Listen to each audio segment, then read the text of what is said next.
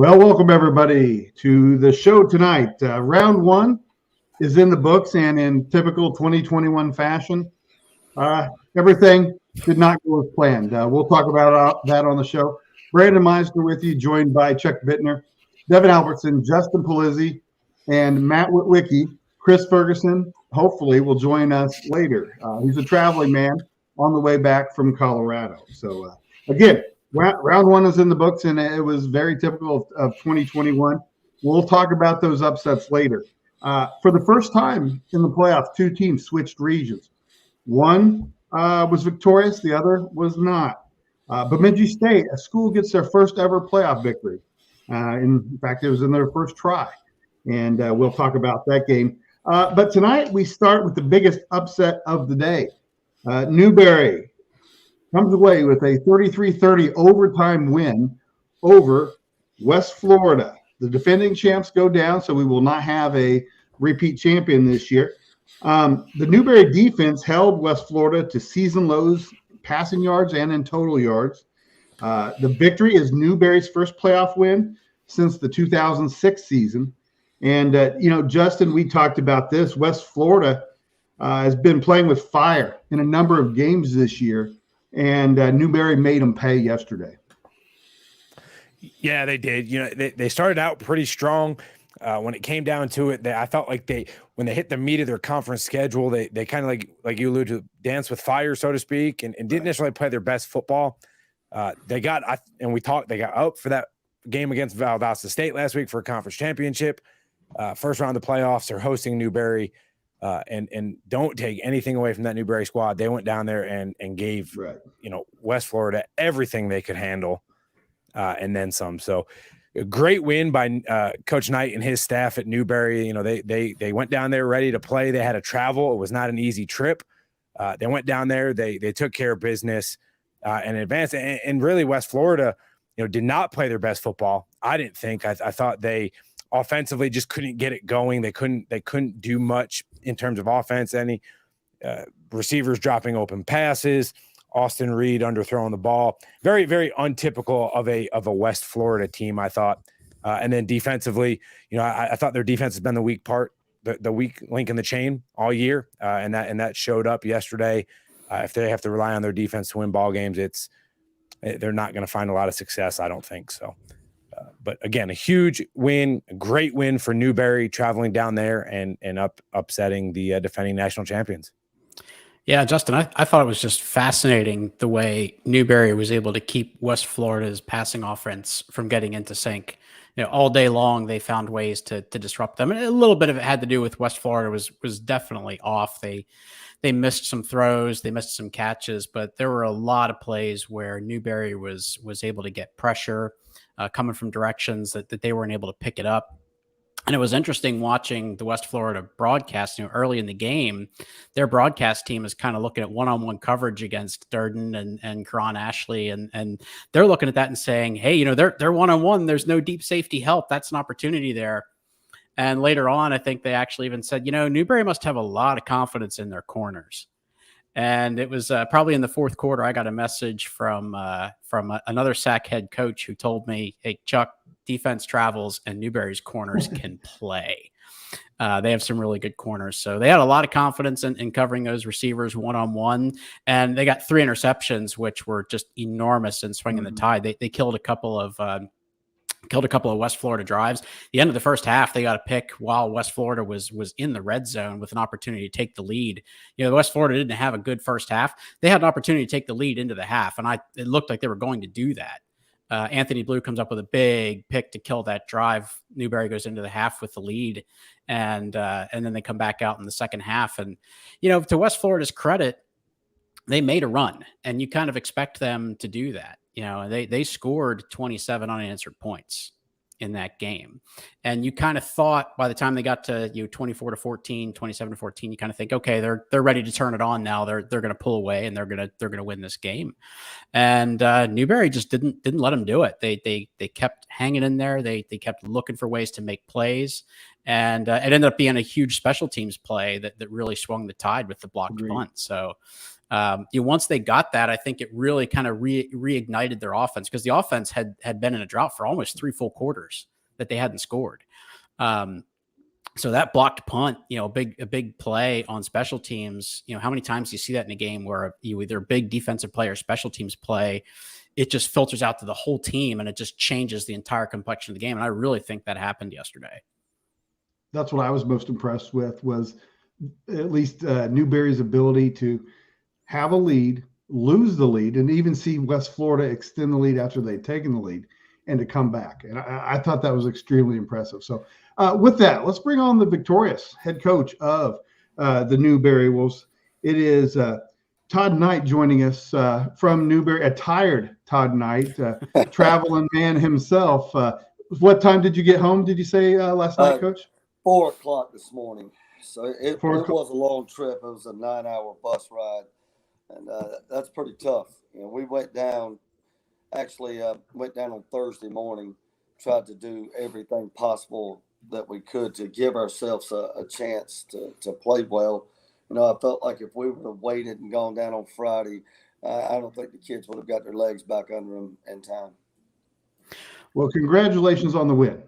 Impressive win. One of the biggest, obviously it's not an upset in your locker room, but, from our perspective, it's one of the biggest upsets I can remember in a very long time in the playoffs. Very impressive. Well, it is a big win for us. Don't be mistaken. I know exactly who West Florida is. I mean, defending national champs. They're the best team I think we've ever lined up against in my time here at Newberry College. I think we caught them at the right time, quite honestly. Coming off that big win against Valdosta, I think that was such an emotional high for them.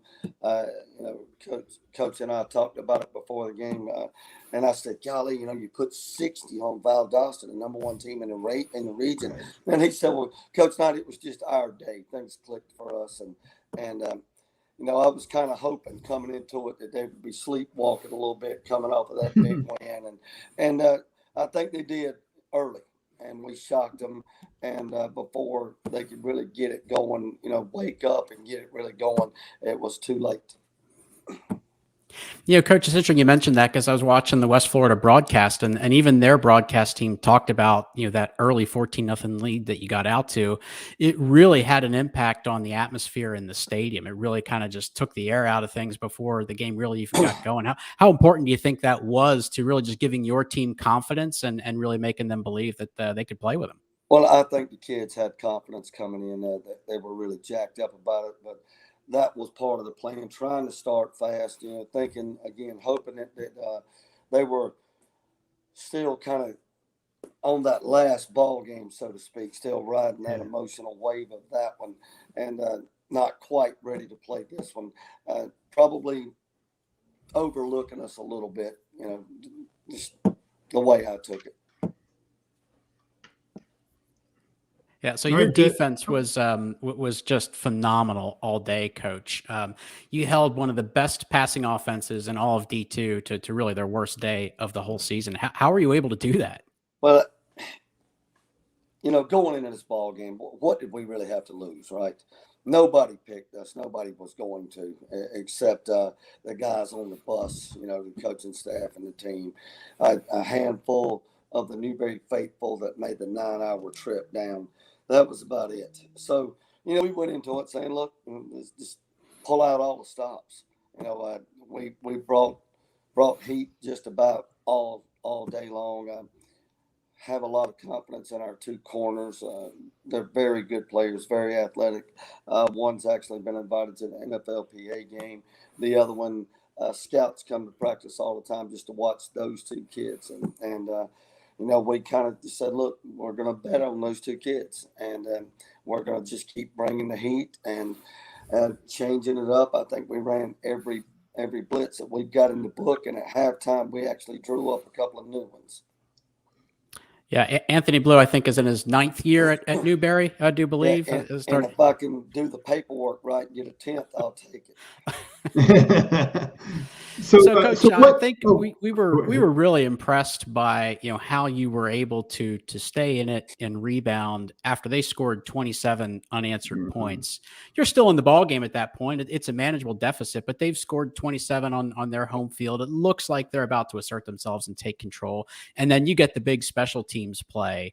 Was that just a situation where you're just talking about we need one play to get us back into this game and waiting for somebody to make that play? Well, going into it, we talked about, possibly stealing a possession, flipping the field. Obviously, was big for us with the punting game, but it's something we'd worked all week. We spent a lot of time on punt return, and I was a little concerned about it. We spent quite a bit of time on the block scenario and that kind of thing, and part of my thought process right there as the week went along, I said, what am I doing here? Why am I spending all this time on a punt return team that we're probably not going to stick out there but one time the whole ball game? Just trying to be realistic about it. But I'm sure glad we took the time and went over it because it did. That, to me, I know you guys was talking about it, that was the turning point in the ball game. So, Chuck had already mentioned that you're able to get some pressure on Austin Reed, but what did you do? What else did you do to, you severely limited probably the best passing attack in the country, and certainly the guy that we think is, either the first or second best quarterback in the country. What did you guys do defensively? And you're right. He's an excellent player. I don't think he played his best ball game Saturday, and I think our kids contributed to that a little bit, right. But we just tried to stay aggressive with them. Watching them on film, a lot of people played man free and two high free safeties over and over throughout the course of the season. Very few teams had success at it. Just being aggressive in the secondary and the outside linebacker, switching in and out with some nickel and dime personnel to try to match up better with them. But being aggressive, getting their hands on them, beating them up, not letting them run the routes. Don't ever let anybody run a route uncontested. And that was something that we harped on all week long. And a lot of movement on defense. We tried to disguise everything, showing one thing, giving something else at the snap, sliding to it late. And, usually I think defensively, a lot of guys, they'll have a call where you'll bluff or back in and out, that kind of thing. Everything was that for us. Every snap, there wasn't one play to where we didn't move around and disguise what we were doing. And I think that helped us quite a bit. Well, Coach, so we're going to talk about quarterbacks. I got to give you an opportunity to brag on your guy, Dre Harris, a little bit. What a competitor he is. You're 15-3 in calendar year 2021, and he has just been a huge part of that. The stability he's brought to the position, the leadership, and obviously the productivity. And he was just a monster yesterday. The stats don't even reflect, I think, how well he played for you guys. Talk about his game yesterday. Well, Dre's been with us a while, and his maturity level has just gone off the charts this season. 21, I know 21's been a tough year for everybody, but for our program, 21's kind of flourished a little bit. But Dre has just grown up in our system, and we're seeing the fruits of the labor, so to speak, at this point in his career. He knows it so well. He could go out there and run it himself. Without the OC signaling things in, I think he could pretty much handle it. But the kid, very gritty performance, I thought, yesterday. And that's something that we preach and talk about all the time. You gotta have a little bit of grit about you. That was something that I actually had to teach the kids. And we started that in the spring. And the first day that I brought up grit, they thought we were going to breakfast in the cafeteria. They had no idea what I was talking about. So we kind of every day just kind of over and over just beating that into them. You got to be a gritty player. We're a gritty football team. We're not flashy. We're gritty, and we like it that way. And our quarterback even plays that way. He's an athletic kid. He can run around. He can beat you with his arm. He can beat you with his feet. And he didn't play perfect yesterday, far from it. But he never gave up. He never laid down. He threw a pick that was part of that 27 unanswered, that flurry that they caught on fire in the second half. He put it on the ground. He threw the pick, but he hustled and he made the tackle. He never gave up, and I'm very proud of Dre. He's a fierce competitor. If you talk to the kid, outside of football, you would never think that he's that kind of guy when he puts the helmet on. He's just a easygoing, happy kid, always playing and in a great mood. But then when it comes time to get the job done, the kid, he's got a lot of grit about him. I've been fortunate to see a lot of Newberry games over the last several years, and he has been a pleasure to watch for sure. So you got at least one more that we'll get to see him in. Hopefully a few more. You went 500 miles south this past weekend. You go 500 miles north this weekend. Bowie's actually a few miles closer than Pensacola, Florida, so you got that going for you. Have you had a chance to start breaking down film on Bowie State yet? Maybe I'll get home at 3:30. Yeah, all day. We got in at 4, a couple hours sleep, and then jumped in the film room. Been watching it ever since.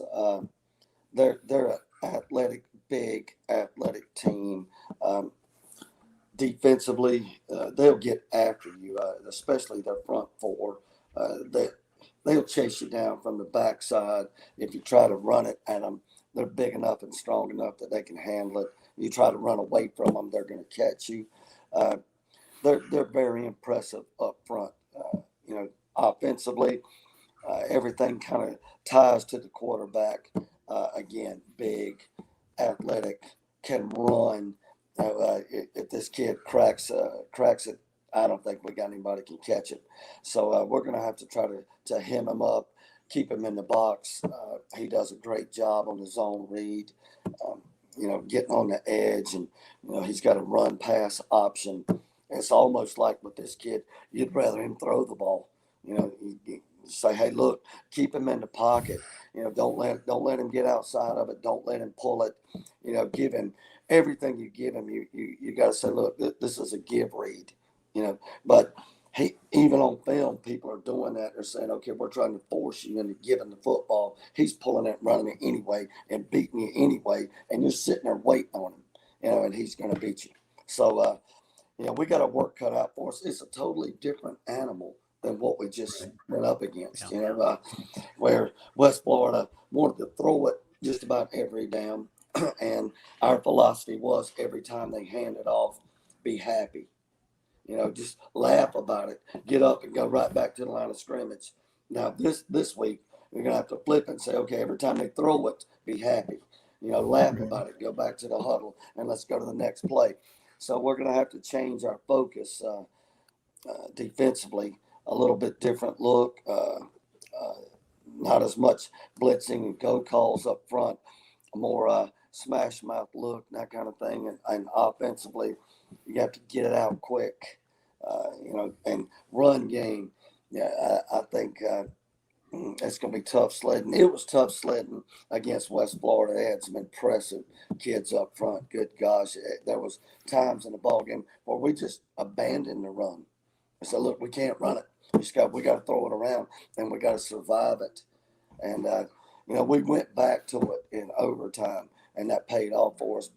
But this week it's going to be tough to find the holes because again, they're tough at the point of attack. And if you try to run away from them, they're quick enough to catch you. All right. Well, Coach, again, congratulations. A great win. Best of luck this week against Bowie State. And thank you so much for spending time with us tonight. We really appreciate it. Guys, thank you for having us on. I appreciate it. All right. Thanks, Coach. Thank you. All right. That's Todd Knight. He is the head coach at Newberry College, it's still Newberry College, isn't it, Chuck? Newberry College. Yes, sir. See, yes, sir. I'm old enough, and so many have changed that I get that wrong half the time. In fact, in our pre-show, I called Western Colorado Western State. So, Western State, yeah. Just making sure. Hey, and men, he wasn't with us at the beginning of the show, but I'd like to introduce to you our traveling friend, Kayfer. Chris, we see that you're in the car, and I don't know how close you even are to home, but we see you there with us. So we're glad to have you here. You are on mute, though. I don't know if you intend to be, but you are right now. I did. I didn't intend to be on mute to start out. Okay. So how far away from home are you? I wouldn't miss this for I wouldn't miss this for anything though. Like That's that's the right. thing. So I hopped in I the love passenger. the I hopped in dedication. the passenger seat. Yeah. Awesome. So Awesome. I decided that I was going to go out west from where I was, and so I'm actually in Southern California now, about 60 miles from LA. Okay. Wow. Well, very good. Hey, so let's talk about all the regions, guys, and let's do them in reverse order since Chris is with us and he is the traveling man. Let's start with Super Region 4. I know that's a shakeup of our plan, but let's start with the game that you were at, Chris. Western Colorado host Nebraska Kearney, former RMAC rivals. Tell us a little bit about your game and tell us about your experience and what you saw. Well, I just want to say, first of all, I said this on my Twitter feed, but a special thank you to the coaching staff at Western. I got to meet a lot of their folks. I actually got some swag with me, and they were very, very gracious hosts. So I just want to throw that out there. This game was a very competitive game. Western hadn't been in the playoffs for quite some time, and Kearney actually traveled well for them to be so many hours away. It was kind of a defensive struggle in the first half, but the offenses really woke up. There was a lot of fireworks in the second half of the game. And, at one point, Kearney got up 2 scores. They both scored on their first possession of the second half, but Kearney kept pulling away a little bit, and you kind of wondered, where's the offense going to come from a run-based team like Western is, Right. and they managed to get on the scoreboard and tie the game up. But one of the things that I kind of researched and looked into was T.J. Davis, who was the quarterback and also the MIAA Player of the Year. And they don't pass the ball often, but man, the way that they just have those 3 running backs in the backfield that just can take the ball and can get you a solid 8 to 10 yards a clip on the outside if they wanted to, and that's exactly what they did to march down the field. And Western, and so when TJ Davis scored, you're looking at it, it's like 1:52 left in the game. You're like, well, how is Western going to get down the field? They obviously can't run it. They're not going to have the time to do that, and they start chucking the ball here and there. They get some pass interference here and there, and they march down the field. And if you didn't watch the game, they get to the 2-yard line, the 1 or 2 yard line, seconds to spare, and they commit an offensive penalty, false start. Yeah. And when you're inside of 10 seconds like that, that's a runoff, and that ended the game. So you're right there. You're that close. Yeah. And the game ends. I mean, it was crazy. It was really, really crazy. But it was an excellent game. I picked Kearney to win. I thought that maybe Western wouldn't have enough offense. They were almost there. They really, truly were almost there. But I think the way that they kind of run their offense, and they're heavily reliant on Josh Cummings. I think it didn't really help when they got behind and they tried to keep up with a high-powered offense like Kearney is. Hey, K. Ferg, let me ask you a question. I was watching the end of that game, and by the way, since you're in the Wendy's drive-thru, I'll take a Dave's double. But no, no, I'm just kidding. Yeah, I'd like to add in my order. No, watching the end of that game, that last probably 30 seconds or so for Western, they took a shot down the field in the seam, then they took one in the post. They had a chance to win that game on if they make either one of those 2 catches, to be real honest. I mean, you get that, you can either tie it up or maybe go for 2 and try and win it there, right? Yeah, and I think as the game started to wind down, they had where the receivers actually had to step on the defenders when they took those shots at the end zone, but they just couldn't come up with it. But I think towards the end too, you could tell that Kearney's corners are pretty aggressive, and you were wondering, is there going to be a call coming? There was one call that wasn't called, and the next play they called it. And then, as they took that one pass right close at the end zone, they didn't call it. So it got kind of sketchy there towards the end. But yeah, I mean, had Connor Dash had put the ball in the right place, they could have tied that game up. Absolutely. Yeah. That was it was a pretty exciting finish, I thought, and I was impressed by the fact that Western, who we look at as such a run-heavy team, was able to have some success in the passing game there to almost tie it up. Yeah, I mean they saw some weaknesses in Kearney's secondary. I think Kearney was very committed to stopping the run, and you could tell that at long stretches during the game. But they did have success, in the intermediate passing game, and you saw that. Sure. Yeah, it's been the one weakness for Nebraska Kearney all year. Has been their back four and their secondaries hasn't been fantastic. I was impressed that Kearney was able to run for 281 yards against that Western Colorado front. That's a pretty impressive feat there against a really solid front four. But Kafer, I have one question for you. Was 69 holding there for Western Colorado? I know you were putting it on Twitter a little bit. Yeah, no, it was so in the crowd, right? The guys on the Western side of the in the stands, they're like 69 he's holding his jersey. I mean, you talk about animated crowds. I posted on Twitter, the folks from Kearney were like, "Hey, Mr. Rev, that's a bad spot. Are you from Gunnison?"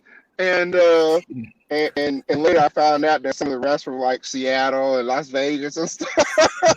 So, and I guess they didn't maybe realize that those guys are from the RMAC. So, right. But it was a very entertaining game. I'm telling you that those fans were amazing. And have your hands thawed out from being in Colorado in the altitude? Oh my gosh, they were it was a frosty day for sure.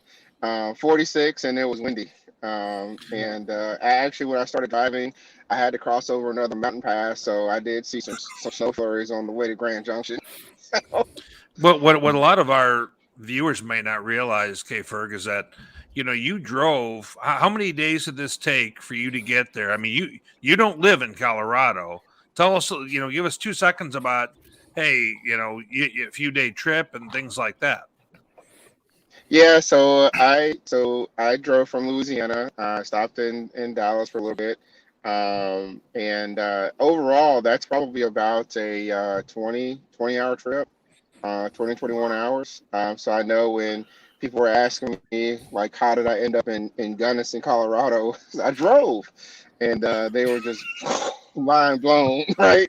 And I'm looking forward to seeing how the bracket shakes out. Maybe I'll make another appearance at another school as the playoffs unfold. But it was a very nice drive. I mean, Gunnison is kind of in the middle of nowhere, and the way that Coach Baines, head coach, and those guys, who are from all parts of the country but have RMAC ties, the way they've built that program up over the years has certainly been nothing short of amazing. So it's a great Division II environment to go up there and not a lot of distractions. It's a great place to be if you like the outdoors. So if you're looking for somewhere to go for school, call those guys because they know how to play football.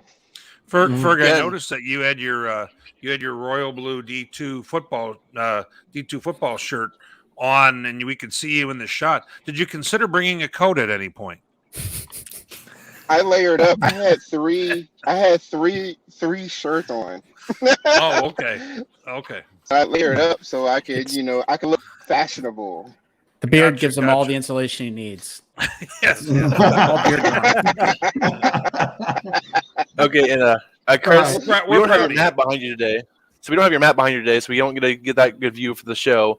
But what were your thoughts? I see TJ Davis all year in the MIAA. What were your thoughts in person with watching him kind of play? I know you said they have a stable of running backs that are pretty good, but what are your thoughts on watching TJ Davis in person and just how explosive he is?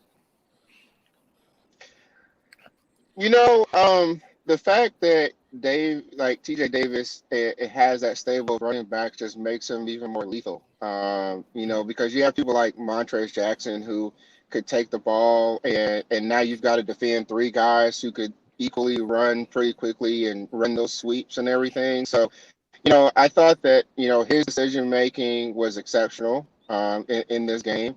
He ran between the tackles, which is something that, you probably want your running backs to do because he's not a big kid. He's like 180 pounds and 6'2", 6'3", but he's tough and he's fast. So between him and those stable, I love the fact that they run those two. That they have two running backs with them because it just makes you have to defend even more. And it's kind of like what we love and adore about Harding, except that they're more hardcore about it. So I think that he's an amazing athlete to watch in person. It was great to watch him in person. All right, let's go ahead, Ben. Since we've got the K Ferg trip story taken care of, and hopefully we'll have one again next week. I know that Matt tells me, and then I saw it on Twitter, that Chris, you're a big wine connoisseur. Well, there is a brewery of obviously not wine, but Gunnison, Golden, Colorado, might have some beverages you might want to partake in. So maybe on the way back you'll hit Golden. We're not counting on you, but we're counting on you. Yeah, if mine makes it, if mine makes it to the next round, then okay. I may go there, or I may go to Angelo, one of the two. Well, K Ferg to Harding is already trending on Twitter. Yes, it is. All right, we got a hashtag out there. K Ferg to Harding is already trending. So awesome. So, guys, let's go ahead and talk about the rest of Super Region 4. And while we talk about the rest of the Super Regions, we're going to play some video of highlights of games yesterday. We're not going to specifically address the video, but it will play in the background. So just know that it's going to play. And we, for instance, this is New Haven and Bentley, but we're going to be talking about Super Region 4. We just wanted you to understand what was going on. Continuing in 4, men, Angelo destroys Duluth. It was not a game at any point. No, it's kind of interesting, Brandon. I'm over at Bemidji at Augustana, and I get an update that, oh, by the way, 28-0 Angelo, and it was beginning of the second quarter. So I come back home, I get a chance to watch the game. Angelo takes the opening kickoff back for 102-yard score. Then 5 minutes later, they take a quarterback option, 70 yards for a touchdown, and it's 14-0 in a hurry. Duluth started John Larson. They're a longtime, quarterback. And I actually chatted briefly today with their offensive coordinator, Chase Vogler, who some people may remember from his days at UMD. And, he said that Larson was his elbow thing. He was good enough to be able to throw the ball pretty well in practice this week. So they were going to give him a full go. Really, it comes down to Angelo being really fast to the football. And they're a physical team. They got a real big defensive line watching them. And they didn't give a chance for Duluth to really run the ball very well. Kind of made them a little bit one-dimensional having to throw. And they weren't able to get enough separation. And you really look at Angelo being able to hit some plays in the running game. And then they hit a quick slant for a score for long touchdowns. And they're just kind of off to the races. So Angelo looked really good. Angelo looks very fast. And I think that this is kind of why we all had viewed them as a possible heavyweight in this Super Region. And some of us have them coming out of the Super Region, and they kind of showed us why, I thought. Well, they will face Nebraska Kearney next week, two teams that the two teams we just talked about. Also, you just mentioned that you were at Augustana. Bemidji State gets the payback win over Augie, their the program's first playoff win, and that was a great win for Bemidji in their first playoff game. Absolutely. Brandon Alt, their quarterback, one of the top passers in terms of yards at the D2 level. He threw for over 300 against Augustana. They got off to a 14-3 lead real quickly in that game. All of a sudden kind of put Augie on their heels a bit. Brennan Bolio, really nice receiver they have, along with Malik Williams, combined for 3 touchdowns in the first half. Some real big plays and just kind of a constant threat in the passing game. And really, made things challenging where Augustana felt like it was 21-10. Bemidji's up at half. It felt like a 20-point lead, frankly. And then all of a sudden, Augustana started running the football pretty successfully in the third quarter. Kind of took a little bit of pressure off their quarterback, Kyle Sadler, who had a pick right before halftime, and they got the lead. And I was kind of looking around thinking, boy, it just kind of feels like, Bemidji's dominated the action here, and all of a sudden they're losing. Well, they were able to score again, and Bemidji was able to close out the game, and a real impressive effort by Bemidji coming into Augustana, avenging their blowout loss earlier in the year. And they've got an offense that's powerful, and it's going to be an interesting matchup for them going forward in Golden, Colorado. That's right. And Chris Ferguson could catch that game if he so chose. So we'll see if he does the 10. Let's cross the country and go to Super Region 2. West Georgia uses 2 early turnovers to build a lead over Albany State. Justin, this was a game that was, it seemed at least from my standpoint, to be controlled by West Georgia nearly from the beginning. Yeah, West Georgia converted the two turnovers first half into points. They built up a pretty substantial lead by the half, and then pretty much went on cruise control in the second half. Gave up a touchdown late, but pretty much that's all she wrote. Went on the road. I thought Albany State was a really talented team. I wasn't quite sure how that game was going to pan out, but when you looked at the numbers, I felt like West Georgia had a little bit of an edge, and they went out and they proved it. They played well. I would have liked to have seen them come out in the second half and really pour it on them a little bit in the second half if they're just trying to set the tone for looking ahead to this week of what they're going to face with Valdosta State. So, I was a little disappointed. I was hoping we'd see a little more fireworks offensively from West Georgia, but their defense came to play and really, really, I thought, took over the game and didn't really allow Albany State rather to do too much on the offensive side of the ball. Yeah, I really thought that it did. I was curious to watch this game because we knew what Albany State's defense had done all year. And I did think it kind of validated them because they played well. I thought, each team really only had 3 good drives in that game. And what it came down to was out of those 3 drives, West Georgia got 17 points. Albany State only got 7. And really, their best drive might have been their opening drive when they turned the ball over and it went the other way for 6 points for West Georgia. So, I had some similar reactions to that, Justin. Wanted to see a little bit more offense from West Georgia, but I also thought it kind of validated the Albany State's defense in the season that they had. Yeah, they were. I thought their defense was their premier, side of the football, and they turned the ball over twice deep in the red zone territory. Yeah, going into score, and both of those led to points. And so they moved the ball, they just couldn't finish the drives. And so, but on the other side of it, when you looked at the numbers, Albany State really hadn't faced a team like West Georgia since they played Valdosta. Right. So I was kind of curious to see how they come out and how they play. I didn't think they played poorly. They just had a couple mistakes there and then just never could get anything going offensively. But I think it did validate them. I think, they're definitely a good team. There's no doubt about it. But and then with West Georgia, I was hoping to see a little bit more offense from them in the second half, just to kind of put, they'd established that lead. They were up 3 scores, I think, at the half, if I'm not mistaken. And I would have liked to see them.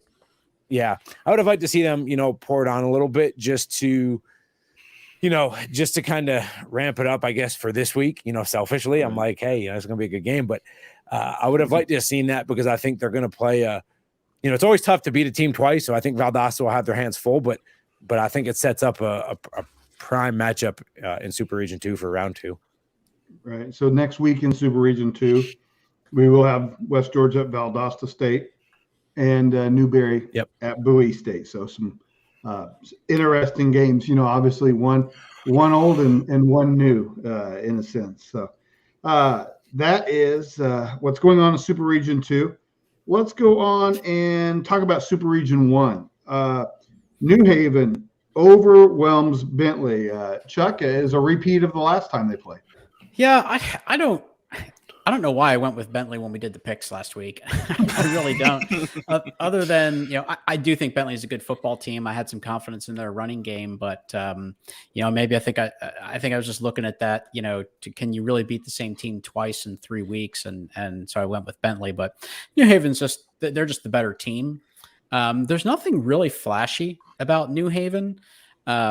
They run the ball pretty well and they have a decent passing game, but the defense is really where they make their money. They're a very strong defense, fast and physical, and they held Bentley under 100 yards rushing in both of those meetings this year.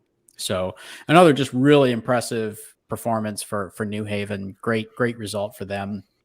I think that matchup with them in Kutztown is a really, really good one. I think that's a toss-up. They've played in the playoffs before. It's been a while, but they've played in the playoffs before and had at least one really, really thrilling matchup. And I think we could see that again. The other one out of actually all the Super Region 1 games were really interesting.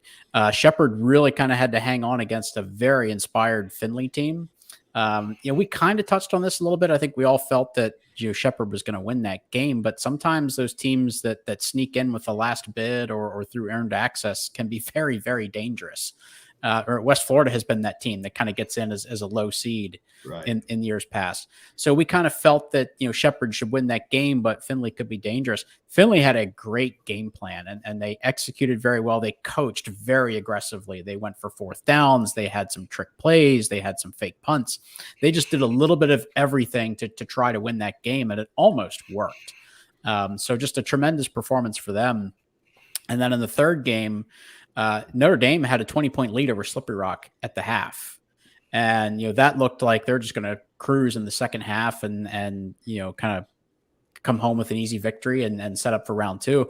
Slippery Rock played a really tough second half, and you got to give them a lot of credit for trying to bounce back. They had to play the second half without their top 2 wide receivers. They were already without Jermaine Wynn, who got hurt last week. Henry Litwin had to go out during this game. And then we learned that he's actually been playing with a broken collarbone for most of this season. So very impressive. Yeah. I mean, we talked about, Larson at UMD playing quarterback with an elbow injury. I don't know how you do that. I don't know how you play any position in tackle football with a broken collarbone. I've had 3 broken collarbones in the past. Every tackle must have just hurt like hell the whole season. Right. So you got to be a warrior to do that. And so credit to Slippery Rock, but now you've got Notre Dame going to Shepherd, and you've got New Haven going to Kutztown. So 2 really, really interesting matchups in round 2 for Super Region 1. I think they're both toss-ups. All right. Super Region 3. You just saw the highlights if you're watching them. Grand Valley used a strong defense and solid running game in a home win over Lindenwood. Cade Peterson was injured as part of a theme that we had this week with quarterbacks. Grand Valley really had no trouble at all with Lindenwood, got out to a big lead and just kind of cruised. At least that's the evaluation I had of the game. Yeah, for sure. I watched this game in the press box at Northwest when I was kind of watching the Northwest game as well, and it was kind of a slow game. I think there was 15 combined punts. Grand Valley had 3 sacks on the day and 7 tackles for loss. They were all over Lindenwood on offense kind of deal. Lindenwood finished with 22 rushing yards, and 22 came from their quarterback kind of scrambling around. So they really struggled to run the ball there versus Grand Valley.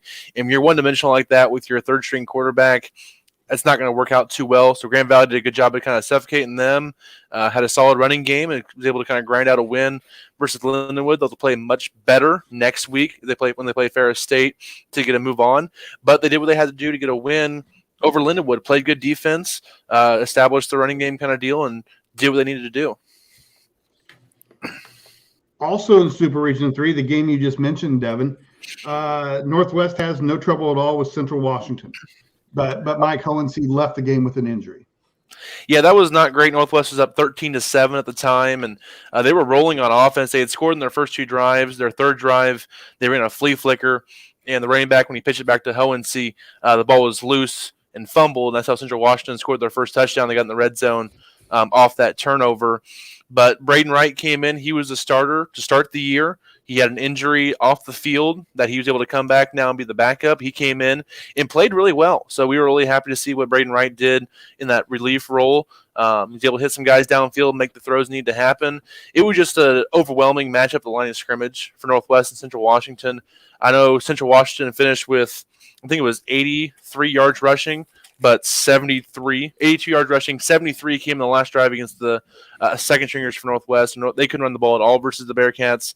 The passing game wasn't quite there either. They were under duress the whole time. So an all-around dominant win for Northwest, and they were able to move on to the second round and have to play Harding. All right. Speaking of Harding, they literally ran over Washburn. Matt, you had talked to me or talked with me before the show about Harding's time of possession. Please share that with us. Yes, watching the game, just amazing how they were. It's like watching a team with a running clock. They had that ball for 47 minutes out of the 60 minutes in this football game. The third quarter alone, I mean, Harding gets up early, 12 play drives, we're kind of on the regular. Washburn's able to score in the first half, but only by doing a fake reverse on a kickoff return, and they go to score. Otherwise, it's 20-7 at half. Third quarter comes around, Harding gets the ball. They march with it, convert on a few fourth downs, because once they get past midfield, they're trying to get 10 yards with 4 running plays, and that's pretty tough to stop with a team who can run as well downhill with their fullback Cole Chansey like he does. And they basically Washburn had 3 offensive plays in the third quarter, then punted, and Harding had it the entire rest of the quarter. And that's just kind of how this football game went. And Washburn found themselves just in a really bad spot, and kind of couldn't stop the A gap, frankly. And they just kind of kept punching away on the inside, and Harding was just very impressive offensively controlling the action, but their defense is also a little bit underrated at times, and they barely gave up 200 yards to Washburn. Washburn didn't even get 40 plays ran. So it really makes you kind of consider and ponder, how good is this Harding team, and how big a threat are they in that Super Region 3? Yeah, I want to piggyback off that real quick. Oh, go ahead. So Harding ran 93 plays for 473 yards, 419 on the ground, compared to Washburn running 36 plays, -2 rushing yards, and only 8 attempts. I know Washburn's kind of a balanced team. They didn't try to run the ball really at all versus Harding. I'm not sure if they could in general, but they really didn't even try to. And part of that's, you don't get first downs. You can't establish an offensive rhythm. And Harding did a great job of just playing keep away and just sustaining drives, as Witt said there. So congrats to Harding. Washburn said in my column last week, they're a good team, but they didn't do any one thing great. If you run to a playoff team like Harding that does one thing at an excellent level, which is running the football and then stopping the run, you could be in for a trouble, and they were in this game. So credit to Harding. They did what they were supposed to do, and got a big win there to set up a matchup with Northwest. And that will be one game in Super Region 3. The other will be Grand Valley at Ferris State. So even though they're non-conference games, Northwest and Harding familiar with each other, and certainly Grand Valley and Ferris State are familiar with each other. Brandon, you need to quell your excitement about the idea of a rematch there. We can all see it right there on your face. I thought we were doing a bonus show just to break down Harding and Northwest during the week. This is only the fourth time they've been in the playoffs. This is only the fourth. Brandon, actually, they play in the playoffs every year. It's the fourth time ever they've actually been in the playoffs. I know it's been 2 recently here, but it's not like it happens every single year. It does, doesn't it? I mean, it's the fourth time ever. Yeah, it doesn't. Devin's the kind of guy that'll order pizza 5 nights a week, so that's what this feels like. There's something wrong with that. If it's good, I'll take it. I don't know what you're talking about. All right, so let's go ahead and talk about something that I really don't want to talk about. Last week's picks. West Florida kind of killed us all last week, and I was 9-3. Chuck was 8-4. Devin was 10-2. The traveling man, K. Ferg, was 11-1. Would have been perfect without West Florida. Justin, we love you, buddy. 7-5 and 8-4. Matt Witwicky. So, an interesting week for us, but we could have had more success than we had. I'm just here to make y'all look good. That's what I'm sticking with. Well, I didn't get either of the sack games right. It's time for Justin to pick first all the time now. You get to pick last. Yeah, he gets to pick last. Or is that only when you go over? That's right. Yeah. Is that only when you go over? So, Justin, you're not doing anything to shake this label that you've been given. I can see. You're kind of wearing it right now, but okay. You know what? Everybody from the numbers. I mean, everybody plays a role, and he understands his. So this is a team effort. I'm just here to make here to help y'all. All right, so let's look at the games this week. We've already talked about them. New Haven is at Kutztown. Notre Dame will play Shepherd. West Georgia and Valdosta State. Newberry, Bowie State. Grand Valley, Ferris State. Northwest and Harding. Bemidji State and Colorado Mines, and Nebraska, Kearney, and Angelo State will play this week. And I have a new rule that I'm going to implement. When you only get one playoff game wrong, you have to pick first every time. So that will be you, Chris. Let's just start in Super Region 1. New Haven and Kutztown. Who you got? Kutztown. I think that they got the defense to really slow down New Haven and push them around. So I think it's going to be enough and they got enough offense to take it to New Haven. So Kutztown for me. Okay. And I will pick Kutztown as well. Chuck. These two teams are very similar. In some ways, they mirror each other, but I think Kutztown's just a little bit better on both sides of the ball, and they've got the home game, so I'm going to go with Kutztown. All right. Okay. And Witt. In watching Kutztown a few weeks ago, I kind of like what they can do. I'm going to take Kutztown in this game. I think they defend well enough, and I think they're going to be a real tough out in that super region. Okay. So the fourth pick for Kutztown, Matt Witwicky. Devin. I'm going to go on a ledge here. This will be my upset of the week kind of deal. I'm going to take New Haven to upset Kutztown. I think it should be a really good game, but I like what New Haven's doing right now. They're kind of on a roll, so I think they get a win here. Okay. And Justin, my man. I'm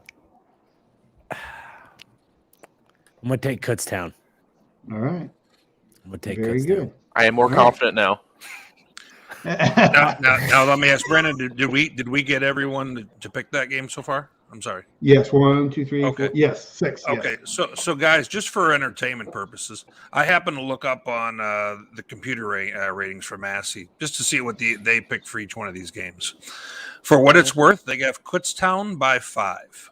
So I'm just going to throw these out there as we go.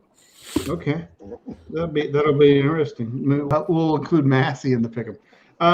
Notre Dame is at Shepherd. I will go first, and I'm going to pick Notre Dame. The new rule lasted one pick. Oh, yes, that's right. I can't remember that far back. Chris, you go first or second. Good call, Chuck. Good call. Yes. Chris. Boy, I tell you one thing. Shepherdstown is a hard place to win. Oh goodness! I mean, I like Notre Dame College, but I'm going to take Shepherd here because that's a hard place to win. Okay, I can't count, but I can pick Notre Dame. Chuck, who do you got? Yeah, I'm going to go with Shepherd, but I think this will be a battle. But like Ferg said, Shepherdstown is one of the toughest places in the Northeast to go as a visitor. So I'm going to go with Shepherd. Okay. Whit. I like Shepherd as well. I like him coming out of the Super Region, I think, and I really like the fact that their quarterback is such a potent weapon for them, and I think Notre Dame kind of. If they had rolled like I thought they were going to go that last game, maybe I'd stay with them. But they kind of had a little bit of a scare there, so I'm going to go with Shepherd. Okay, Devin. All right, so Shepherd struggled last week a little bit with Finley. I think that's kind of the jolt they needed to go into this round and get a big win here. So I'm taking Shepherd, but I think the winner of this game wins the Super Region kind of deal here. But I'm going to roll with Shepherd. Yeah. All right, Good call. And I would Justin? agree with that. You get to go last again because Shepherd. Shepherd. Okay. Yep. All right. And for what it's worth, the computer likes Notre Dame -1. Seriously. Okay. Wow.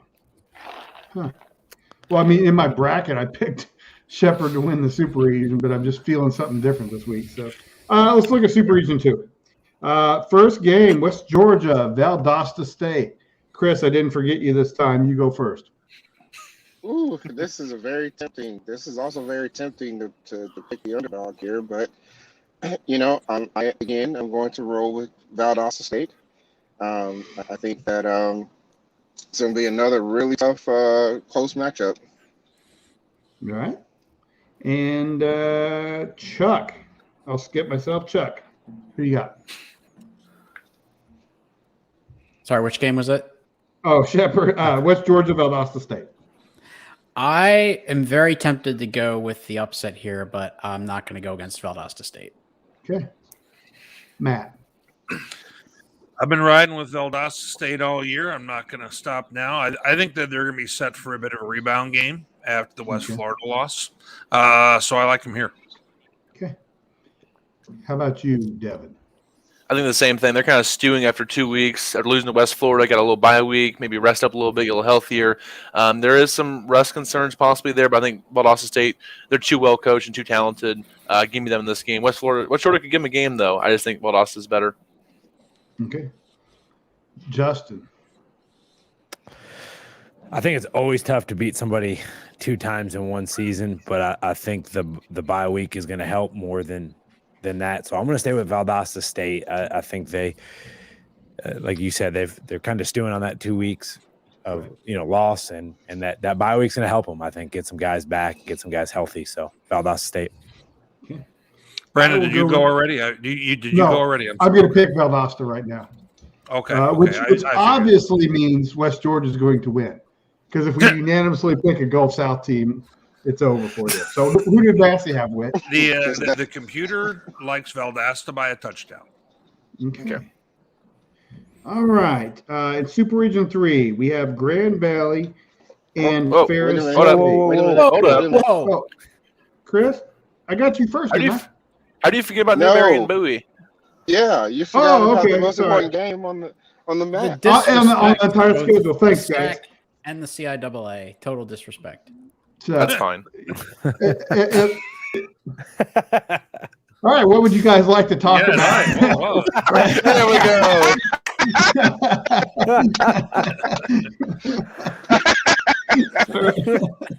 All right, so sorry, guys. Newberry and Bowie State. Chris, you still got to start first. This is the point. Come on, I'm not even going to ask you. If you don't pick Bowie, I'm going to take you off the stream. I was just going to say, this is the point of the program that I would like to point out that the first 3 picks have been unanimous. And therefore, I look forward to hearing another unanimous selection on this particular game. So I will start first by putting it out there that Bowie State is the projected winner of this game. All right. And Matt, go ahead, go. First off, I'm disappointed that I didn't get the matchup I've been waiting for this whole time, which is West Florida at Bowie. I've been talking about it for weeks. If anything, I thought maybe Bowie would let me down. I didn't think West Florida would let me down. So, but it is what it is. But I like the way Bowie gets after the quarterback. Quarterback got a little dinged up this last game and the game before. He's kind of had a little bit of a knee. But I still like him. I think he's a playmaker. So I like Bowie in this game. Okay. So Matt, I don't. The order screwed up on my screen now. So Devin, go ahead. Yeah, I'll go. I just want to mention I picked New Haven, so I was different, and Brandon picked Notre Dame. So we all didn't pick New Haven's first 3 games. There you But go. That's right. I am going to take Bowie still in this game. Okay. I think Newberry, great story, but I think it's kind of like March Madness. When you get a big upset in the first round, you can't carry that over to the next round. You kind of face a wall after that. I think it's going to be something similar to that. Okay. Justin. I've seen Newberry play. I have not seen Bowie State play other than a little bit here on film. I watched this past weekend. I don't know enough about Bowie personally, I just don't know enough about him. But I do know that Newberry is really athletic, and if they play together and they have the ability to win just about any game they're in. So that being said, I'm going to take Newberry in this one, but Okay. I'm not sold on that. You took away the fun of me Yes. Kiss picking of death. somebody Kiss of death. else. I was going to pick somebody else just to torture Chris. But now that you have done it, I will take Bowie State. Chuck, who do you got? No, the right person I needed to picked. We're good. All K. Ferg needed was Yes. me to pick. That's all he cared about. Justin, their head coach is asking you to reconsider. Todd Knight rejoined us. How about Chuck? Chuck, Well, that columnist. Well, Yeah. we knew that Bowie State is good, and they certainly impressed me last week. We knew that their defense was for real. Their offense actually really impressed me. And you heard Coach Knight talk about what he's already seeing on film. So it's going to be really, really hard for Newberry to make a 1,000-mile round trip and then get back on the buses and go 500 miles. But I think they match up differently than Lenore-Rhine with Bowie, and I think they might match up more favorably than Lenore-Rhine did. And Dre Harris is a playmaker. You know, Grayson Willingham, Lenore-Rhine's quarterback, is more of a pure pocket passer. They had a hard time dealing with the pressure that Bowie State brought. Dre Harris is a little bit more of a dynamic player. And because of those factors, a little bit of a homer pick, but I will go with Newberry. Getting it done on the road. Very good. I'm just saying we all should have trolled Chris and all of us taking Newberry and just him take Bowie just to troll him a little bit, but we didn't quite get that done. But thanks to Justin and Chuck for taking him. By the way, K. Ferg, what do you think the computer has in this one? The computer probably has Newberry. That's what I would guess. Newberry -4. Ooh. That's Well, last week, if I recall correctly, I think Massey had Lenore-Rhine winning that game 34-21. So That's exactly what Chris wanted to hear. Get it wrong last week, you can get it wrong this week, right? So, all right. Now let's move on to Super Region 3. Grand Valley is at Ferris State. Matchup of a game earlier in the year where Ferris State was able to win a close one. Who you got, Chris? Well, the important thing to me is that game was played at Grand Valley. This game is going to be played at Ferris. And so I like Ferris State in this one because I think that there's certainly going to be a packed house. And I also think that their fans are probably going to return the favor on how loud it's going to be and vicious it's going to be. So I like Ferris here. All right. I don't know the order now, Chuck, because my screen's moved around. So please go next. I'm going to go with Ferris, and I will put the over-under on total penalties at 22.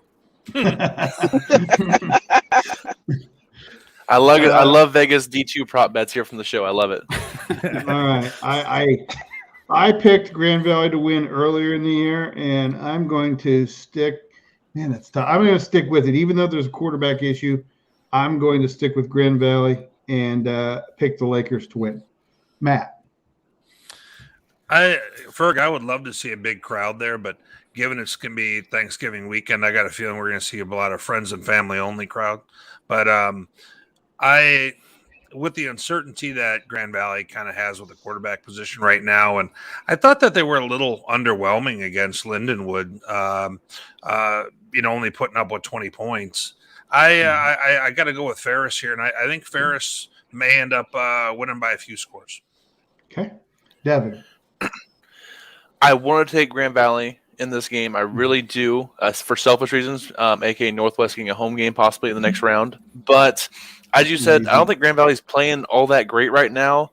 And Ferris with a week off to kind of game plan for possibly Grand Valley again. I just don't know if Grand Valley's playing good enough at this point to upset Ferris State in a rematch. So give me Ferris in this one to get the win. Right. Justin. I'm going to take Grand Valley in this one. Again, it's always hard to beat somebody 2 times in a season. Been there, done that. So, but I just, if they can get the quarterback situation figured out here early this week and have a good week of preparation, then I think they can give them all they can handle. All right. Northwest Missouri will travel to Harding. The first time this game has been at Harding. What's the Massey prediction for this? Hold up. What's the Massey prediction for this real quick? For the Ferris -6. Okay. Yeah, and there's one more thing here that could affect attendance and stuff. It's Thanksgiving weekend, deer hunting, and Michigan, Ohio State's also this weekend as well. So that might take a little bit from this big Michigan game. All right. Northwest Missouri is at Harding. We start with Chris again. I've been on the Harding train the whole time, and I saw some tweets out there about how Northwest finally has to travel to Searcy, Arkansas. I think that Harding is the right pick. Okay. Let's go with me next. I will take Northwest Missouri. Matt. You're not going to elaborate on the reason for your pick, Brandon? I mean, Harding scored 6 points in 3 games against Northwest. Oh, shots fired. Hear that, Harding? There's one defense that knows how to shut down Harding. And I think home and away in the playoffs is overblown. Especially in this round. What's that? I think especially in this round, Brandon. I was going to say that, I've been to a ton of playoff games in the last 20 years, a ton. Mm-hmm. And I don't think it's necessarily a disadvantage to be on the road the week after Thanksgiving. Right.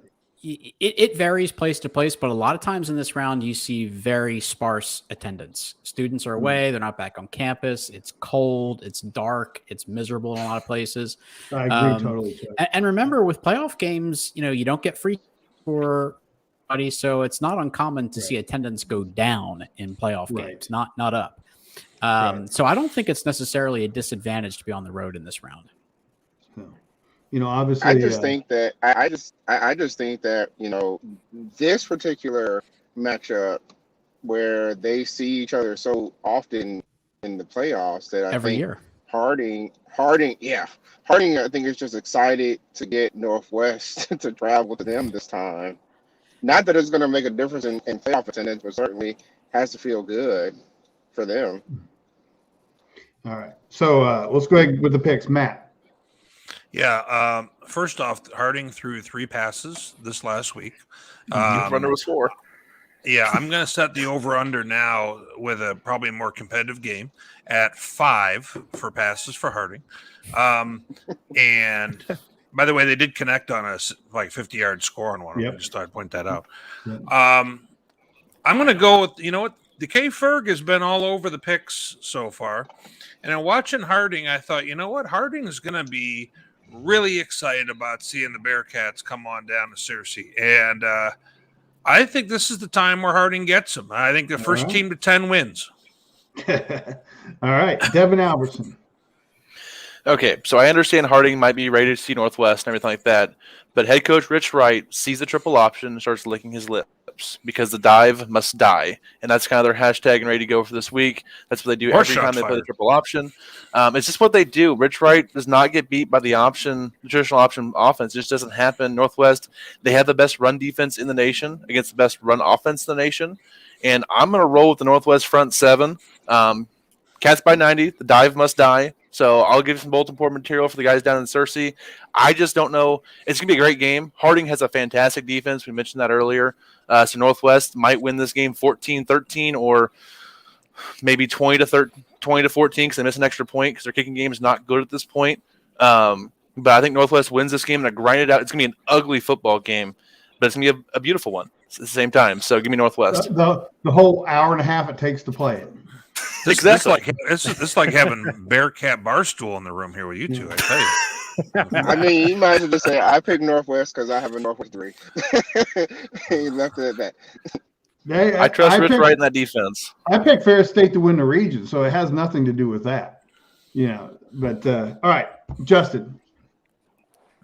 I'm going to take Northwest in this one. I think if you've got a guy that can figure out how to slow down the option and stop it, then you're gonna be in good shape. So I'm going to take Northwest. Right. Justin, we didn't hear anything after Northwest. I'm sorry. Hey, look, Chuck, what do you got? The check's in the mail.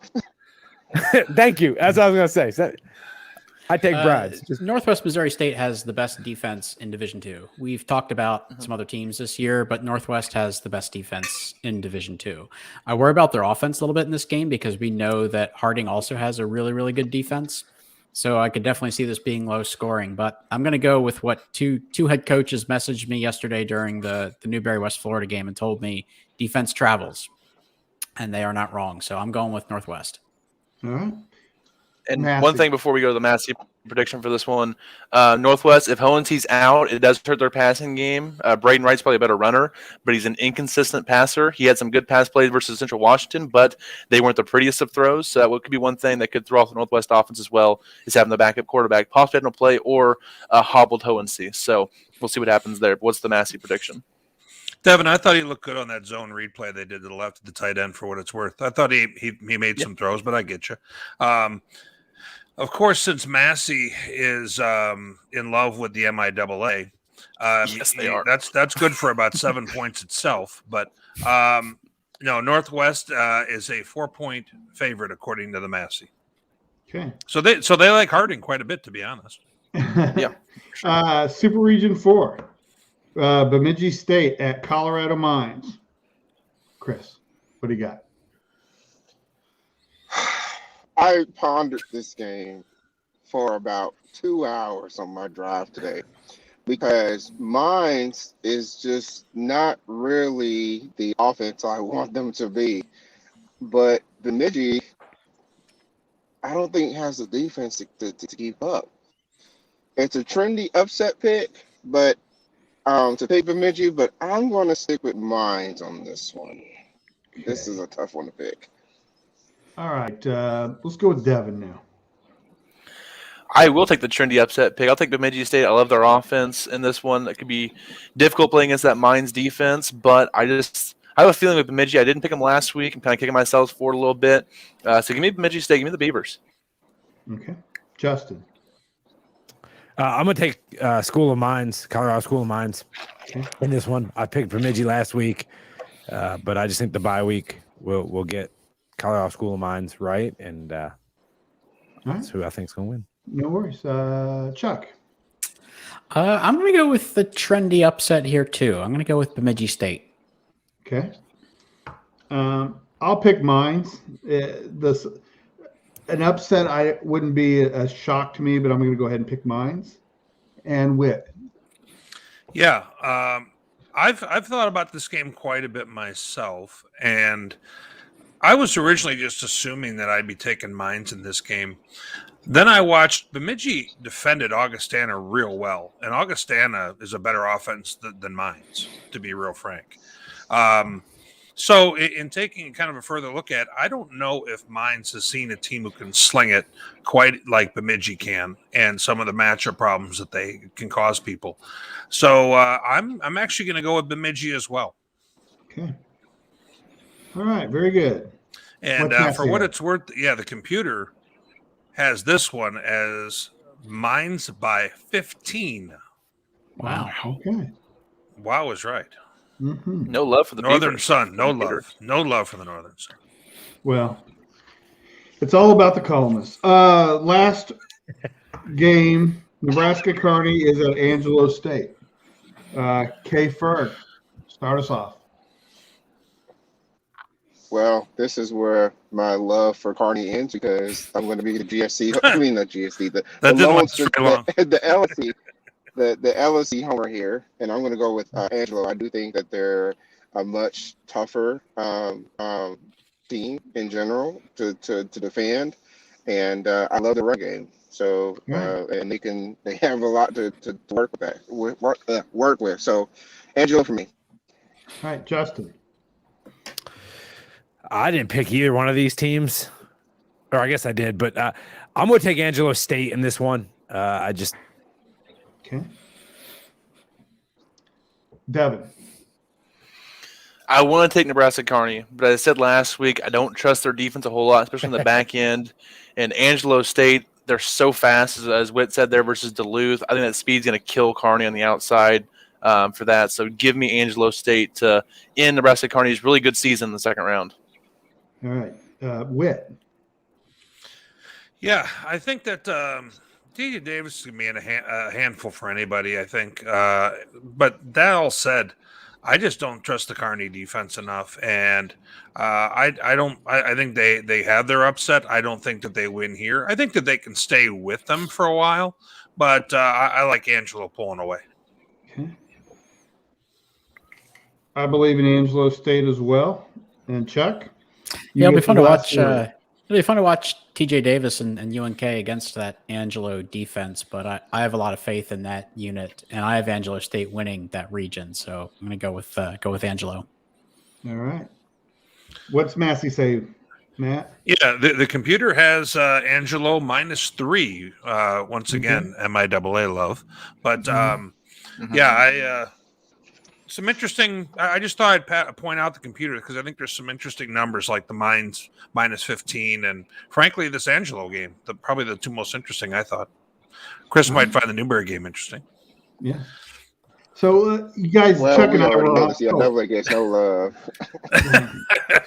Hey, you know what? Love is earned, and Bowie's earned it one round, and they have a chance to really prove something. At least to me, that'll be pretty impressive to win back to back. When you're right, they don't. They're not considered as strong a conference as the other two. So yeah, ultimately you get to prove it on the field, and that's what's great about sports. Absolutely. Last week, Chuck and I were on with Wayne Cavati, who's writes for NCAA.com, and he has a podcast, and he asked us to pick a bracket, and we all picked West Florida to win. I think Chuck did, I did, Wayne did. Did Bethany pick West Florida as well? I believe so, yeah. Okay. Yeah. So all four of us, just horrible. So did anybody? I would say I really don't like the idea of picking a full bracket in a football tournament. It's not like picking a basketball tournament, but it was fun to do anyway. And yeah, I think all four of us had West Florida, and I think you had another Final Four that got knocked out this week. I did personally. I had Augustana winning that region, and they lost to Bemidji. So in our pool, our bracket that we're running, I'm like currently in 6th place, but I have absolutely no chance to win it because of what's going to happen in the future. What we didn't display and pick an entire bracket here.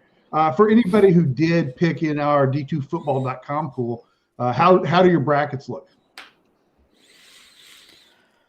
Yeah, Brandon, first off, I did let Augustana know that they let you down. I passed that word on.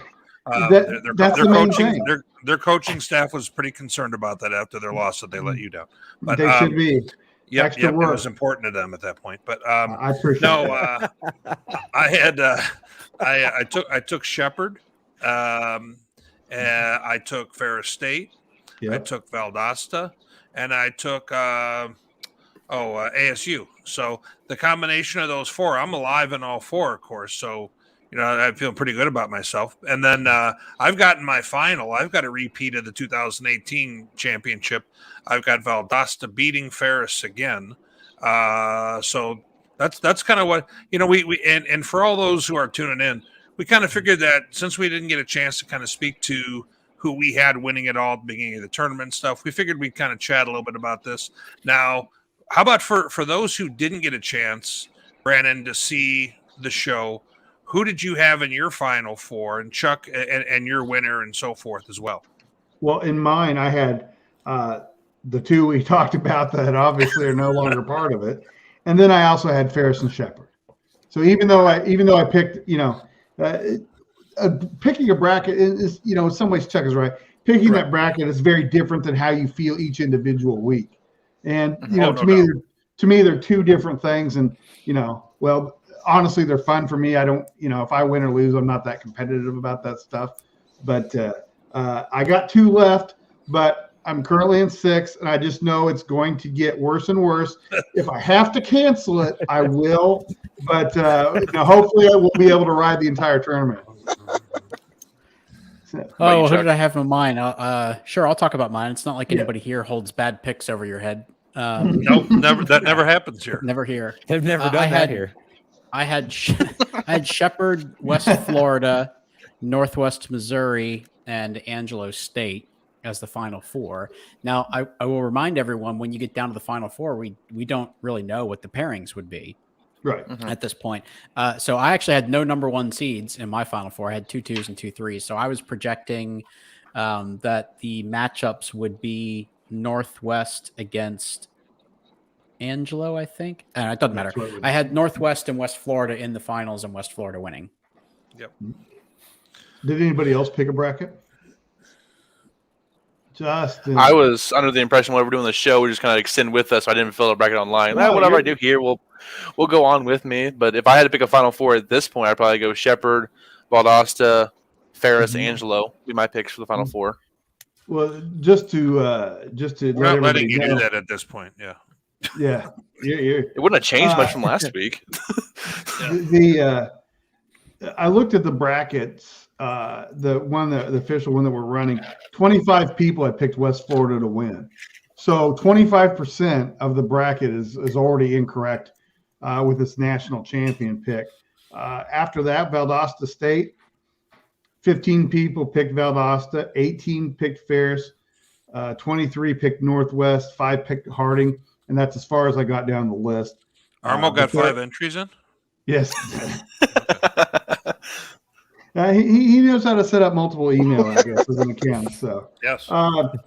Eric, there are 2 individuals that have the highest possible points. One is a gentleman named Eric R., and the other is an individual named Chris F. with a K. And those 2 could both have the opportunity for the highest points right now, even if they are not currently in first place. So. We can't have that happen. We'll never hear the end of it. Well, I won't have any problem because I always got this little button here, so it'll be just like. Yes, exactly. I don't know what problem you guys are going to have, but he's been removed twice now, by the way. That's okay. That's because he's the most loved. You only hurt the ones you love. So, Ferg, have you ordered your Frosty yet? That's why I went off camera. It's a milkshake. It's been a long line for Wendy's, man. Chuck knows me. I'm at the In and Out. I'm at the In and Out. That's why it's so long. Oh, you got good options out there. Okay. That's funny. Hey, total side note, but there, Whataburger opened a restaurant in Kansas City. The line, people waited 8 hours in line to get a hamburger. Right. Not me. This is how stupid it was. Some people being interviewed on TV said, we went to Schlotsky's in their drive-thru to get food so we could eat that in the line for Whataburger. We got problems in our society. That's planning. Yes, that's just bad. I'll go to Whataburger in like a month after all the crazies have gone through, and I'm like, I'll get my burger in time. I'll go somewhere else to get a burger in the meantime. People are insane. Yes, Brandon, we're going to have to table this on a separate deal that we'll do called Fat People Talking About Fast Food. We're going to have to end the show because I started to get hungry. Yeah. So, all right, guys, things to watch. 3 quarterbacks dinged, may or may not play. Looks like they all will. Jerome Johnson, he said he had the knee injury, but he's back. No issues. Or he might have an issue, but he's good enough to play. Mike Hohensee, knee issue for Northwest. He was still suited and in a brace. Was told he could play. We'll see on that. Cade Peterson, injury for Grand Valley. Don't know for sure what the injury is, but he did not play for the Lakers. So, and again, we already mentioned it. Things we didn't know. Henry Litwin had been playing all season with a broken collarbone, and again, that's pretty impressive. And shout out to that guy because he's a fantastic receiver. But you know, I admire toughness, and that's freaking tough. So Let's go ahead and take some questions now, guys. Thankfully, because the playoffs have been selected, we won't have to answer a lot of questions about the process of playoff selection, prediction of national rankings or regional rankings, and we can just talk about games. So I'm going to go start going through them. Here's a great question. Which number 1 seed do you guys think is most likely to lose in the second round? Well, I picked 2 to lose, so 9. Yeah. So I think who cuts down does on mine's everybody both to lose. Mines. I think mines. Mines. Okay. Mines or cuts down. And Valdosta will be a close second. Yes. Yeah. I could see that. Whit, do you have an opinion on this, or you just could? I think that most people kind of look at some of the fire-breathing dragons as the ones who are the Valdostas and the Ferrises probably. But, obviously Valdosta's got a pretty tough matchup, not that Ferris doesn't. But I think that the uncertainty that we have about how good Mines is probably leading us to mention Mines a little bit more than maybe some would expect. Right. Yeah, I mean, I think people kind of think Mines and Cutstown are kind of vulnerable, and the other 2 are really great teams, but they're playing conference opposed for the second time, so they can make them all 4 are vulnerable this week. Will all 4 lose? Yeah. Most likely not, but it should be a really great week for that because there's not that one team this year that's just head and shoulders better than everybody else at this point that we can tell. Right. All right. Calvin, a great viewer. I love having Calvin. He asks a great question every week. Chuck, can Newberry upset Bowie on the road? I think they can. Notice Calvin wants to have Chuck answer the question and not Chris answer this question. So. I think they can. And I talked about this a little bit when we made the picks. I think that they match up differently than Lenore-Rhine did. Lenore-Rhine really, really struggled against that Bowie State defense. Although they did actually end the day with 400 yards. So they did get some yards. But pressure against the quarterback forced a lot of early throws. They were missing deep balls. They dropped a few that they don't normally do. And I think it had a lot to do with Bowie State's defense, not just Lenore-Rhine having a bad day. So, that's definitely something to take into consideration. We saw what Newberry's defense is capable of yesterday because they did the same thing to West Florida. They disrupted a really, really good offensive football team. So I think you're going to have some really, really fun matchups in that one. Newberry very physical, as is Bowie State. So, hard to say how much the travel impacts them. 1,000-mile round trip, and now you get back on the buses and go another 500 miles north. That does take a toll. But some teams really thrive on that, so we'll see how it goes. Right. We already addressed that question, Calvin. Whit, this would be for you probably. What in the world was going on with Duluth's coaching decision to play Larson at quarterback, who was known to be injured and unable to throw the ball? Yeah, over the course of the last few weeks, they have brought him along, and his ability to throw the ball has improved, and his elbow, the severity of how he's feeling with that injury apparently was lessening. So they said during the week, this last week, he was able to, throw good post routes and throw the ball like they liked.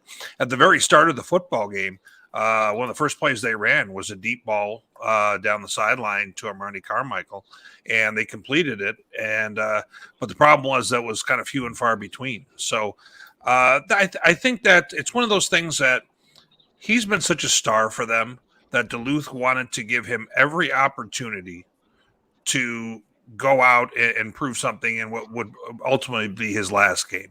And I think that's really what it came down to, because their other options are essentially a third-string quarterback who might be able to make some plays, but it's a big ask to go down to Texas on the road against a fast team like Angelo, something like that he's probably not accustomed to, whereas Larson has really seen a whole lot. I mean, he was starting for them when they played Commerce and stuff like that. So I understand it, but it's one of those things where this wasn't about John Larson at that point. I mean, their defense was giving up too many plays, special teams. It was he would have had to be, really had a massive game just to keep him in, I think. Right. Garrison wants to know, Do we think New Haven can compete with Kutztown? I think we answered yes earlier, right? Yeah, absolutely. They're very similar football teams, actually. I think it'll be a fun strength on strength matchup. All right. Here's a I picked comment. New Haven. Yeah. Here's a comment. Whit, this is an inside joke between us, but somebody did remember that name. Yeah, I wanted to bring that up just to trigger some Northwest folks. That's why I brought it up. Yeah, awesome. So let me keep looking here. Calvin, Whit, do you think Ferris can beat Grand Valley again? There were some questionable calls that may have swayed the outcome of the first game they played. If we take a look at the entire body of work, I just think Ferris is flat out better. Now, certainly Grand Valley has all the talent in the world to prove me wrong in this, and they've got all the motivation as well. Right now, listen to their post game. They're basically saying that this is just another game on the schedule and stuff like that. I have a hard time not taking Ferris right now. Their quarterback, I think, has become a real asset for them and their program. I think they're going to be a tough team to beat. That's why I have them going so far. So I still like Ferris. Lots of comments about attendance. They seem to believe that we nailed it when it comes to turkey season, or deer season, or whatever it is, having an impact on weather, and certainly Thanksgiving. Yeah, I stole that from Champion in the quotes. Gotcha. I stole that from him, so I want to give him credit now because he gave me grief in the comments for not giving him credit at the time. So thank you very much for pointing that out to me, making me look smarter than I actually am. Is that possible? All right. Al McKellar, a comment. Al McKellar leads that game in rushing. What odds do I get Chuck? So I think John's asking, will Al McKellar be the leading individual rusher in the Harding Northwest game? Yeah, that's how I take that, meaning that he'll have more individual yards than any of the Harding running backs. Mm-hmm. What do you think the odds are on that? I don't think they're terrible. I think that can happen. If it does happen, Northwest wins the game. No doubt. In my mind, Northwest wins if he's the game's leading rusher. It happens. So Al McKellar's a stud. Taking issue with Massey. He thinks it takes too long for the computer to make adjustments. Okay, let's go. Well, it brings a bunch of historical data into it and everything else, and so I mean that's kind of a whole separate thing. But yeah, I get you. Joe, if you mean the top 25 rankings, they do not influence my decisions because I don't vote in it. 3 members of this panel do vote in it. It may affect theirs. Gentlemen who do vote, do the rankings affect your decisions at all when picking teams? No, not really. I mean, because you have to look at each matchup individually. Yep, I agree. So styles make fights. All right. Yeah. All right. Here's an interesting question. Shepherd is impressive, but doesn't have a big win to put them on the map. But we are high on them. Why? Why are we so consistently high on them? Who wants to take that? Well, I don't know what the perspective is from this person as far as they don't have a staple win to put them on the map. I disagree with that. Have they won a whole bunch of playoff games outside the region? No. Have they certainly proven themselves within Super Region 1? Without a question. They were the bully in the WIVIAC and the MEC for a long time. Notre Dame came along and challenged them for that perch in the MEC. Now they're in the PSAC, and they haven't won a PSAC championship yet, but they've only been there for 2 years. But they're certainly right there with the best of the PSAC, and they're beating those teams. So I think they're all over the map. If you ask anybody in that region, they beat Grand Valley State a couple of years ago to get to Florence, and they damn near beat North Alabama the following year to get back to Florence. So the consistency of that program for the last 25 years, I'd say, maybe more like 30, going back to the start of Monty Cater's years. The consistency of that program, the high level of performance that they've been at, even winning playoff games against PSAC teams back in the 90s. Certainly that's why I'm so high on them as a program, and currently high on them because they have one of the best offenses in the country and they have one of the best individual players in the country. There it is. All right. Whit, is Bemidji State a surprise this year? Will they play spoiler? Same question as about a month ago, and I think your answer was no. I think he's giving you a hard time. Well, considering the fact that they lost Jalen Fry, who was probably going to be the leading rusher in the conference before the season started, you could say, yeah, maybe they were a bit of a surprise, because I think I had them at 7-4. I think maybe 8-3 in my preview. So they were a touch better because they beat Duluth, which is something that I haven't really been able to bank on. But I've said all year that there really hasn't been a fire-breathing dragon in the Northern Sun. I thought Augustana for the entire season was the best team there. I thought Bemidji was in a group right after that was kind of on their heels, whether it was them, Duluth, Sioux Falls, teams like that. So I think that they're a scary team because they can sling it like they can. I mean, they have the worst defense in the 28 teams in terms of points per game. They came in at giving up 30. That's not a number that typically goes along with winning a lot of playoff games. But they really showed well against Augustana. They gave up 24.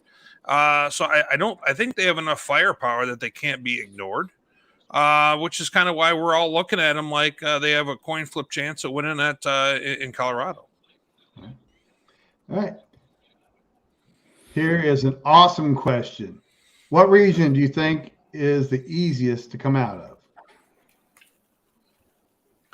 of? This year, I'd probably go either 2 or 4. No, 1 or 4. Sorry, 1 or 4. 1 or 4? No, 1 and 4. My bad. Spoke wrong. 1 or 4. I think that's how most would see it. I think Angelo, if you take a look at it this way, Angelo would probably be a pretty healthy favorite if they were in 1. But I think 1 and 4 would be the two that come to mind. What do you guys think? I mean, it's kind of hard to say 2 or 3, isn't it? Yes. I'd agree with that. I mean, you have 3 is very tough to be. You have Behemoth in Valdosta, and then you got whoever beats Valdosta if that happens. I mean, that's a lot to contend with in 2. Yeah, I just think, Yeah, I mean, I brought up the question because it was there and it was a question. You know, historically, it's been Super Region 1 enough that I don't like to talk about it because it feels like picking on people at some point. Like, you know, it's not very fun for me, you know, and so, but nonetheless, the question was there, and I believe this year it's 1 or 4, and then, you know, but typically it's 1. So please go ahead, Chuck. Well, I think the way I interpret the question is you're just looking at within the region, right? So we're not looking at Super Region 1 compared to Super Region 3 or 4 or 2. Right. We're just looking at within the region. I would not agree at all that Super Region 1 is the easiest to get out of. It was very deep. We had, you know, the cut list to get into that region was pretty long.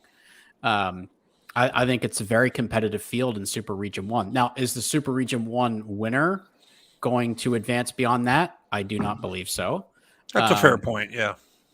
But I think it's an extremely deep field. I don't think it's going to be any easier for the winner to get through that field than in any other bracket. I'll say with Super Region 3, it was very top-heavy this year. The top 4 teams were really separated themselves from everybody else in that region. So getting past any of those top 4 teams is going to be really tough. But I think the lower seeds there were less formidable this year than they have been in years past for Super Region 3, in my opinion. I got a question in my email from an individual who does not have a social media account. And it actually piggybacks on the same kind of, in a way, on the question that we just talked about. And the question was, will D2 ever change the format and go with something like D3, which they felt is way better? I have heard rumors that legislation is going to be introduced that would give automatic buys for the conference champions, and then they would pick the field at large after that. Division 3 does it. I think, the NAI, does that somewhat of that format, right, Matt? Yeah, they do. FCS does it. I would not be shocked to see us move to that model. There's a lot of change in the NCAA. If you were to ask me this question 4 years ago, I would say absolutely not. But I do believe that things are trending in that direction, and that very likely could happen. All right. Does anybody else have any comments or any thoughts on that?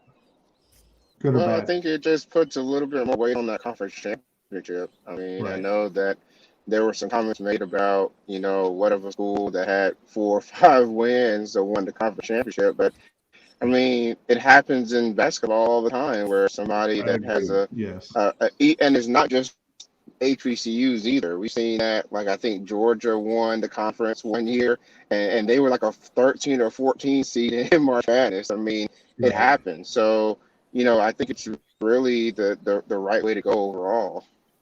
So we'll certainly. It's hard to set in football, though. Certainly football's not basketball, but yes, that there is a randomness in basketball where you get hot for 3 games and make their tournament. Not the D2 playoffs, but not our football playoffs. But I would be very interested in seeing how that would play out. I think it would be very interesting. The difficulty I see is how would you determine the other 12 teams or whatever? I think there are 16, 15 conferences. How would you determine the at-large teams? And but nonetheless, I would be excited to see some change. And I'm sure there would be regionalization after the selections. So like you have 16 conference champions, we'll say, and then you have 12 at-large. At-large. And then I think that they would regionalize geographically, because we're heading in that direction anyway, with the way we're doing playoffs now, because strict regionalization is not occurring anymore. That ship has sailed now. So, all right.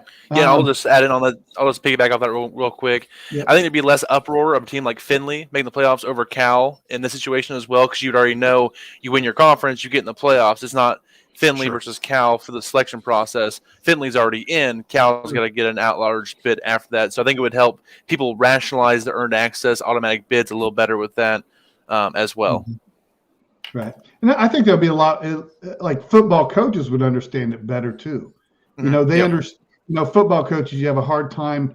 Okay, if you're Pete Shinnick, we both have 1 loss and we just beat Valdosta State head to head. Why are they 1 and we're 3?